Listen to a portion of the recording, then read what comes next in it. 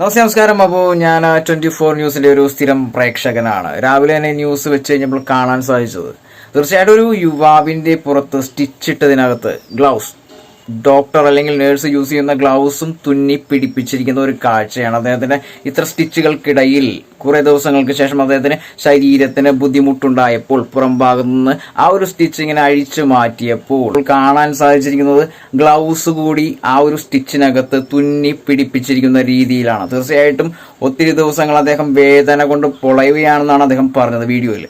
ഈ പറയുന്ന ഈ 24 ന്യൂസിലാണ് ഇന്ന് കാണാൻ സാധിച്ചത്. എന്താണ് അതിന്റെ സത്യാവസ്ഥ എന്നുള്ളത് നമുക്ക് തിരിച്ചറിയാൻ സാധിച്ചിട്ടില്ല.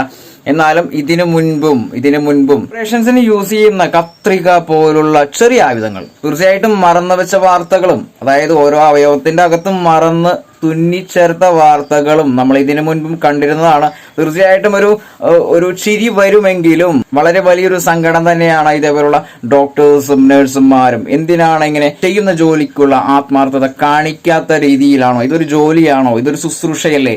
എന്തുകൊണ്ട് ഇങ്ങനെ സംഭവിക്കുന്നു? ശരിക്കും ഇതൊക്കെ ഒരു കൊട്ടേഷൻ ആണോ, അല്ലെങ്കിൽ മാഫിയാസ് ആണോ? എന്താണ് ഉദ്ദേശിക്കുന്നത്? ആ ഒരു ഗുരുതരമായ പിഴവ് സംഭവിച്ചത് തിരുവനന്തപുരം ജനറൽ ഹോസ്പിറ്റലിലാണ്. നെയ്യാറ്റിൻകരക്കാരനായ ഷിനു എന്ന് പറയുന്ന ആ ഒരു വ്യക്തിയുടെ പുറത്താണ് കയ്യുറ അടക്കം തുന്നിച്ചേർത്തിരിക്കുന്നത്. വളരെ ദാരുണമായ, വളരെ മോശവത്തായ രീതിയിലുള്ള ഒരു ശുശ്രൂഷയാണ് തിരുവനന്തപുരം ജനറൽ ഹോസ്പിറ്റലിൽ നടത്തിയിരിക്കുന്നത്. അതിന്റെ വ്യക്തമായ അറിവുകളൊന്നും നമുക്ക് കിട്ടില്ല. തീർച്ചയായിട്ടും അപ്ഡേറ്റ്സ് എന്താണെന്ന് നോക്കിയതിനു ശേഷം മാത്രമേ പൂർണ്ണമായും ഓരോ കാര്യവും സ്ഥിരീകരിക്കാൻ സാധിക്കുകയുള്ളൂ.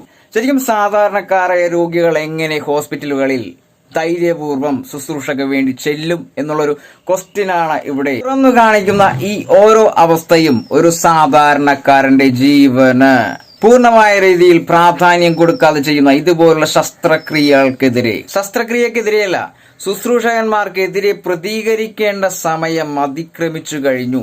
ഇതിനു മുൻപും ഒത്തിരി സംഭവബഹുലമായ പ്രവൃത്തികൾ മീഡിയകൾ വഴി നമ്മൾ കണ്ടറിഞ്ഞവരാണ്. തീർച്ചയായിട്ടും ഇതിനെതിരെ പ്രതികരിക്കുക തന്നെ വേണം. ഹോസ്പിറ്റലിൽ ഒരു രോഗി ചെല്ലുന്നു, അവന്റെ ജീവന് പ്രാധാന്യം നൽകിക്കൊണ്ട് തന്നെയാണ്. തീർച്ചയായിട്ടും അതൊരു 100 വോൾട്ടേജിൽ വളരെയധികം ശ്രദ്ധിച്ച് ചെയ്യേണ്ട കാര്യം തന്നെയാണ് ഓരോ ശുശ്രൂഷകനും. ശരിക്കും ഈ ഒരു കേസിൽ എന്ത് സംഭവിച്ചു എന്നുള്ളതിനുള്ള ഒരു പ്രാധാന്യമായ ഒരു ഉത്തരം ആ ഒരു ഹോസ്പിറ്റലിലെ ഡോക്ടറോ നൽകേണ്ടതാണ്. തീർച്ചയായിട്ടും ആ ഒരു ഡോക്ടറുടെ ഭാഗത്തു നിന്നും ഒട്ടും തന്നെ ഒരു പ്രതികരണം ഇതുവരെ കിട്ടിയിട്ടില്ല. അപ്പോൾ ഇനി ഹോസ്പിറ്റലുകളിൽ തുന്നിച്ചേർക്കാൻ പോകുന്നവർ ശ്രദ്ധിക്കുക, തുന്നിച്ചേർക്കൽ വേണ്ടട്ടാ. കമന്റ് ബോക്സിൽ വരിക, നല്ലതായാലും മോശമായാലും.